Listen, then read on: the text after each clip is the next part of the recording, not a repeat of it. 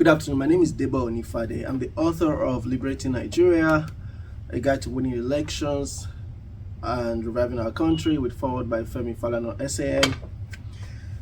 Today, I just want to talk about a couple of things. One, I read that Nigeria has secured some funding from the World Bank, I think $800 million or so, to help with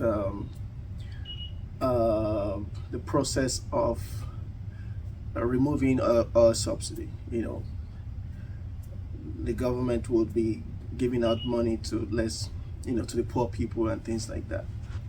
And I've been reading a lot. I've been searching for details, and I have not found any.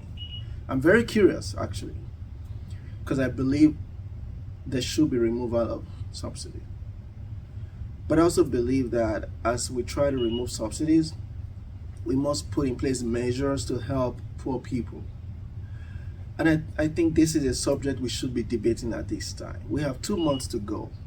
Opposition should begin to talk about, 2 months for the incoming government of Asiwaju to get sworn in. I think it's time for the Asiwaju team as well as opposition to begin to talk about this. I think all the key political parties agree we should remove all subsidies. The challenge is, what do we do to mitigate the challenges, the sufferings? And I think that's a subject we all should be talking about right now. As I'm talking to you right now, I don't know. I think I talked about it in my book, but that's tonight. But my book is 4 years old. There are a lot of things that are still valid, but I know circumstances have changed. It's worse. The problem is much bigger than it was 4 years ago. But that's, I think, what we need to start talking about. The election is over. Yes, a good number of Nigerians, maybe I think a small percentage of Nigerians are still aggrieved, which is fine. But remember, democracy is tyranny of the majority. It's not a perfect system. As long as a winner emerges and more people voted for that winner, and as long as we've accepted this form of, this type of government structure, this way of selecting our leaders, sometimes the results are not going to be great. Just like we had a Donald Trump emerge as president in the US, nobody could call him illegitimate. He was duly elected, even though the elites didn't support him. So Nigeria is probably witnessing the same. But I don't want to talk about.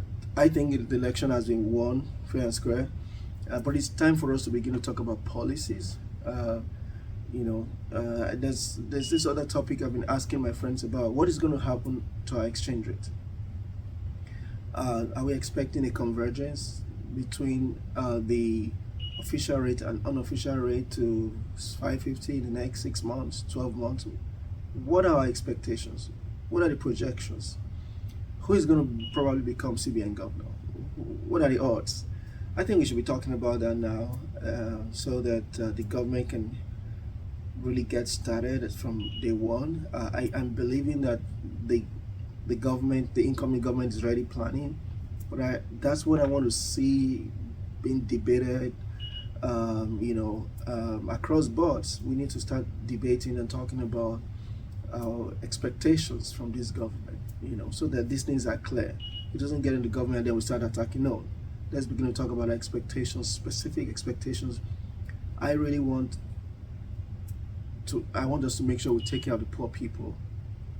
We have a clear idea of how we will take care of, how we will mitigate the challenges of the poor people once subsidies have been removed. I want to be able to plan my business based on expected exchange rate changes. I don't want to be surprised. I think those are the two things I just want to talk about today. I think there are many other things people want to talk about: education, healthcare. I think these are the issues we should be talking about at this time. And post May 29, I think I also want to advise opposition. It's time for them to come together to win elections all around the world, especially in developing Africa. There's only one way. Opposition must always be united. Without unity, opposition never wins. Opposition must be united, and I think that should be the focus right now. I don't know who can unite opposition. There must be a leader, a couple of leaders that will emerge that can unite opposition, and they can constructively challenge this government. Could take them 2 years, 4 years, 8 years, but I think the big lesson for the opposition is unity. They need to be united and see how much they can accomplish in the next 4 years. Till I come your way again, I wish you a blessed weekend. Thank you.